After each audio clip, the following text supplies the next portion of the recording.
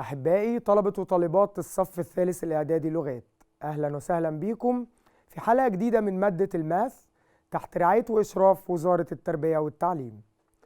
وفي حلقة النهاردة معانا lesson 3 في unit 5 في الجيومتري the slope of the straight line. تعالوا بينا نبدأ الدرس.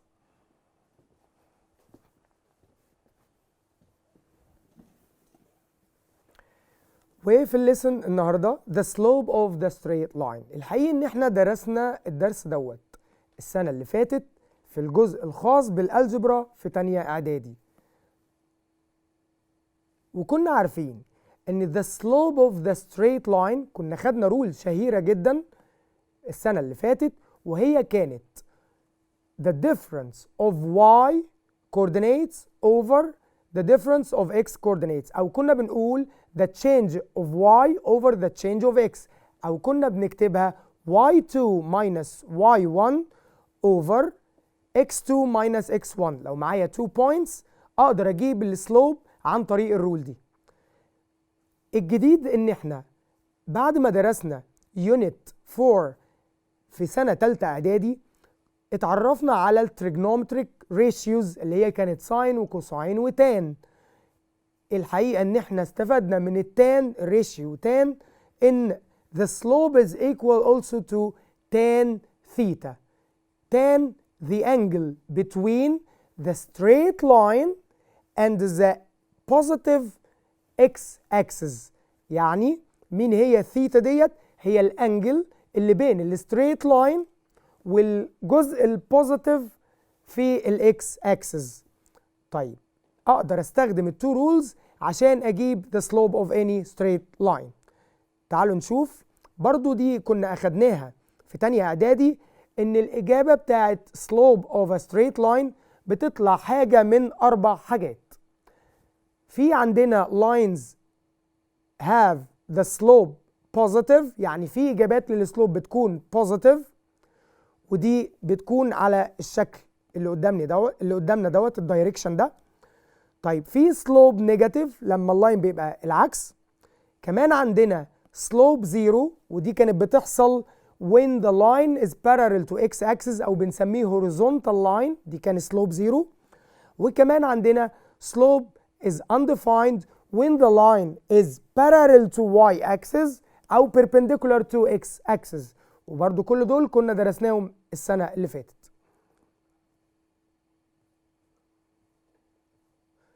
نشوف example number 1. بنقول find the slope of the line which passes through the 2 points 2 and 5 6 and 3. ده question زي تاني اعدادي بالظبط. معايا 2 points اللي هم belong to the line، موجودين على اللاين. عايزين نجيب السلوب، هنطبق الرول اللي كانت بتستخدم ال coordinates of 2 points، وهي y2 minus y1 over x2 minus x1. طيب فين هنا معانا ال y2؟ زي ما انتوا عارفين دي كده x ودي y، والبوينت التانية دي x ودي y. هنقول ان دول x1 and y1، والبوينت التانية x2 and y2. تعالوا نطبق الرول اللي قلناها، كانت y2 minus y1 يعني 3 minus 5، كتبتهم فوق ودايما الواي هي اللي فوق، over x2 minus x1 يعني 6 minus 2. 3 minus 5 negative 2، 6 minus 2 equals 4. هنعمل simplify لنيجاتيف 2 over 4، تطلع الإجابة نيجاتيف هاف، يعني السلوب بتاع اللاين دوت بيكون نيجاتيف. Example 2. Find the slope of the straight line that makes a positive angle with the positive direction of x-axis which is measure 30 degrees.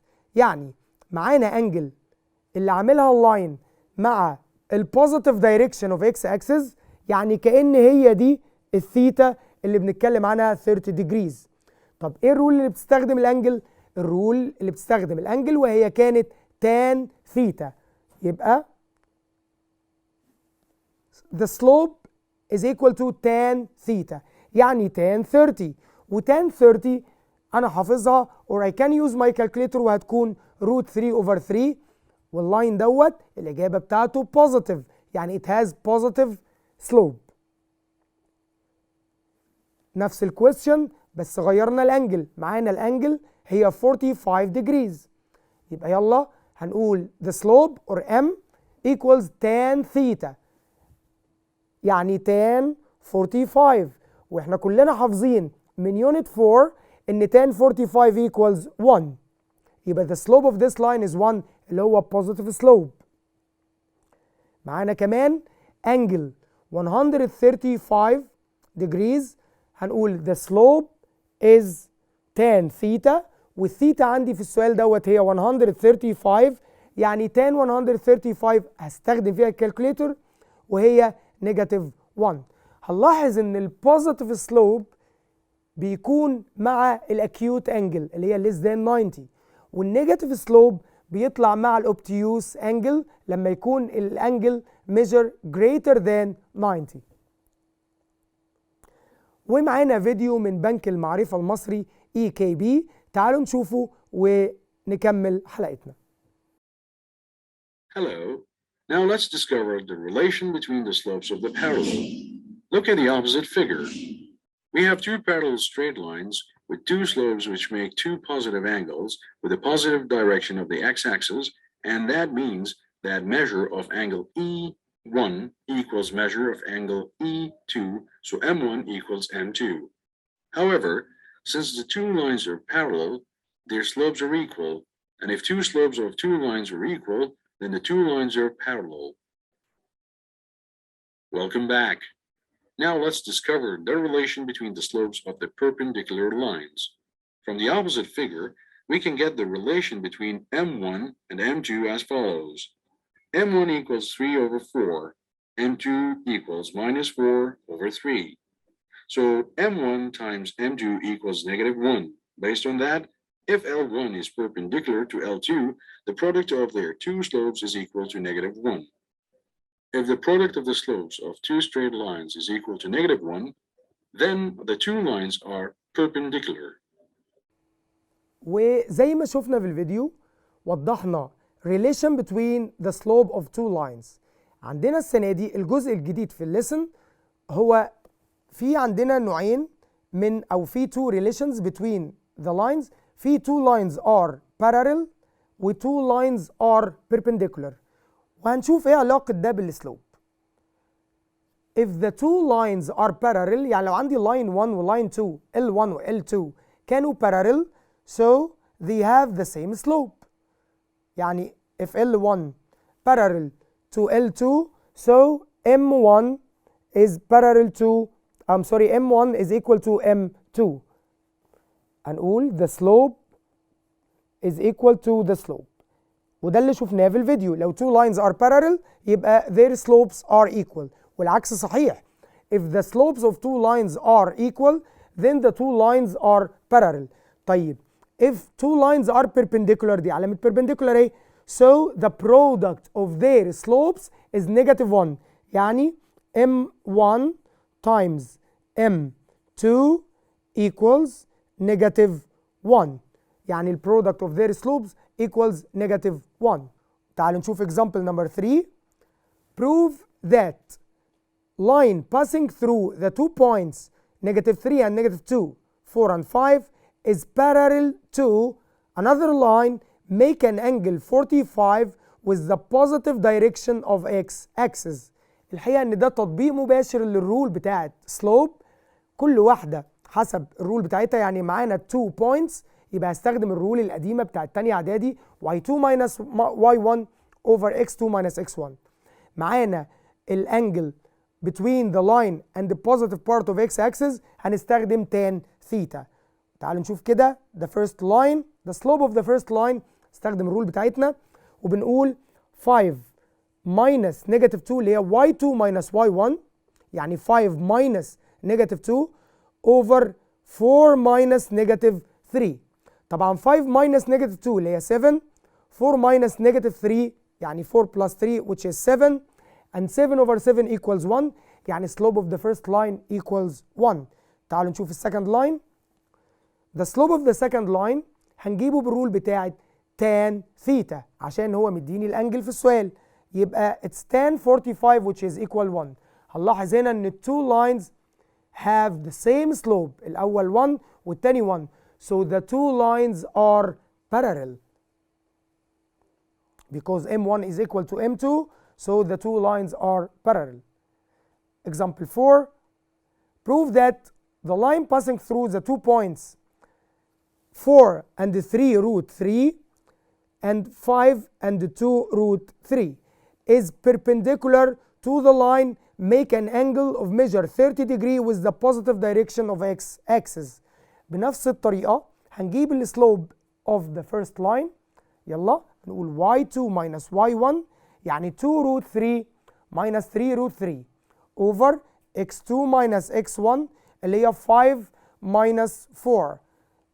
الإجابة فوق negative root 3 وتحت 5 minus 4 equals 1. negative root 3 over 1 equals negative root 3. ده السلوب بتاع الفيرست لاين. طيب السكند لاين معايا الانجل بتاعته، فبنقول the slope of the second M2 equals tan theta والثيتا هنا equals 30. يبقى tan 30 اللي هي root 3 over 3. طب يا مستر دول ما طلعوش equal. ايوه ما هو ال two lines are not parallel. هنشوف الرول بتاعت perpendicular when we multiply the two slopes if the product equals negative 1 so the two lines are perpendicular. تعالوا نعمل كده multiply للانسرز يعني negative root 3 multiplied by root 3 over 3. الإجابة طلعت negative 1. So because M1 times M2 equals negative 1 so the two lines are perpendicular. ومعانا complete question بيقول لي if AB is parallel to CD يعني two lines are parallel and the slope of AB 2 over 3 then the slope of CD equals what؟ طب ما أنا معايا AB و CD are parallel so they have the same slope يعني M1 equal M2 عشان parallel يبقى الإجابة 2 over 3 they have the same slope. طيب AB perpendicular to CD the slope of AB is 4 over 5 then the slope of CD هيكون احنا قلنا their product is negative 1 يبقى لو عملت negative 1 divided one of them you will get the slope of the second. negative 1 divided 4 over 5 هنلاحظ الإجابة equals negative 5 over 4. نقدر نعملها بطريقة أسرع بنقول بنجيب the opposite reciprocal. opposite reciprocal opposite يعني عكس الساين ورeciprocal يعني flip numerator and denominator يعني نشقلبها ونغير الساين. طيب if AB is parallel to y axis فاكرين لما قلنا parallel to y axis يعني بيعمل كده فبنقول if the line is parallel to y axis so the slope is undefined. when the slope is undefined ده معناه ان الدينومينيتور بتاع الرول اللي هي x2 minus x1 is equal to 0 يبقى معناها x2 minus x1 equal 0 وده معناه ان لازم تكون x is equal to 3 عشان يكون الدينومينيتور of the rule equal 0. يبقى ممكن نحلها بسرعة جدا ونقول if AB parallel to y axis يبقى لازم the two points have the same x coordinate يعني x equals 3. بنفس الطريقة AB parallel to x axis parallel to x axis كان بيبقى عنده slope equal 0 يبقى ده معناه ان النيوميريتور بتاع الرول equal 0 يعني ال y coordinates are the same وده معناه ان y equals 2. طيب if ABC is a right angle triangle at B يعني لو عندي right angle triangle at B زي ما احنا شايفين A في أي مكان و C في أي مكان بس الرايت angle at B بيقول لي معانا ال A وال B points عايزين السلوب بتاع BC. ايه ده ازاي يجيب لي A و B ويقول لي السلوب بتاع BC؟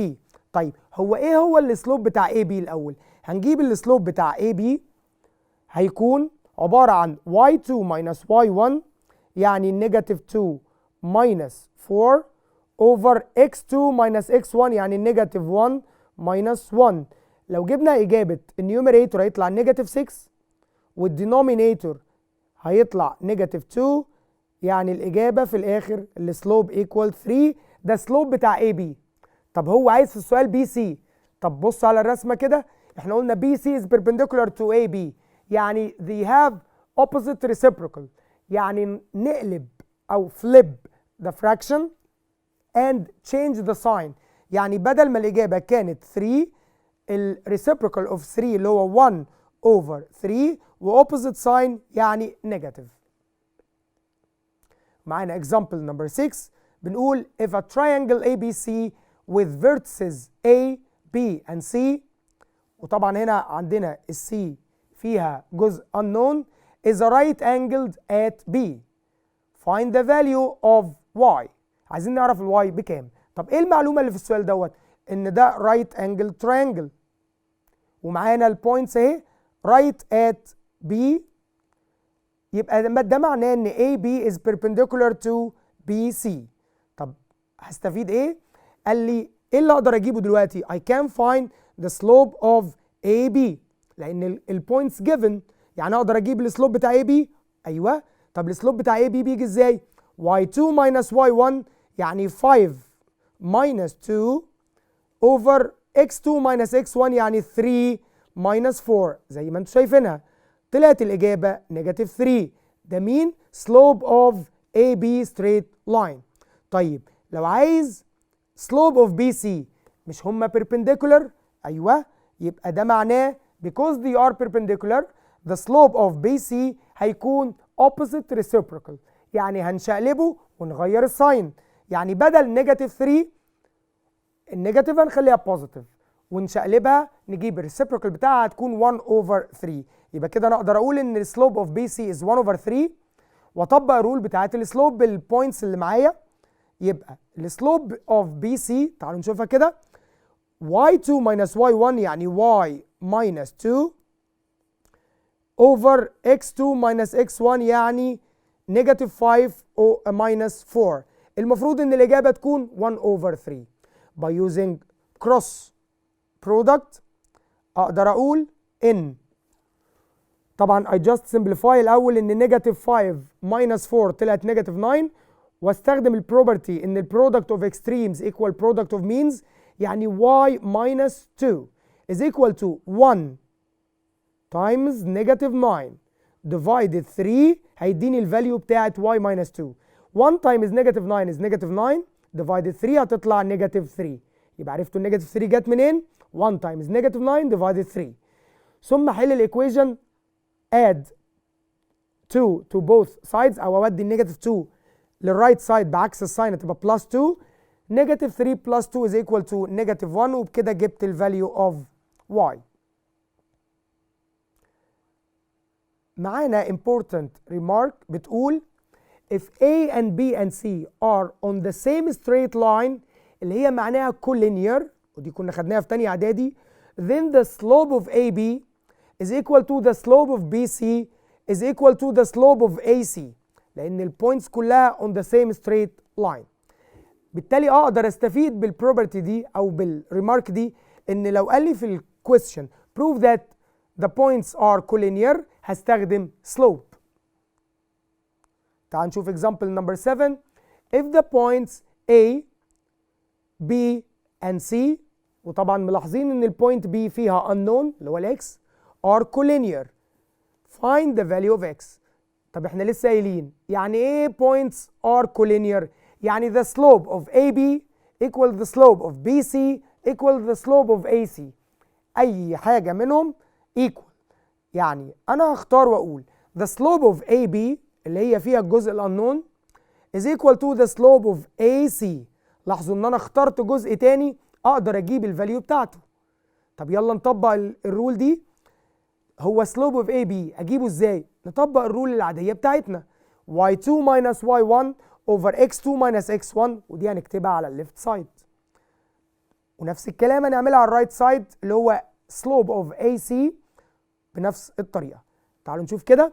احنا قلنا اهو 3 minus 1 ادي y2 minus y1 over x minus 0، دي كده جبت slope of AB.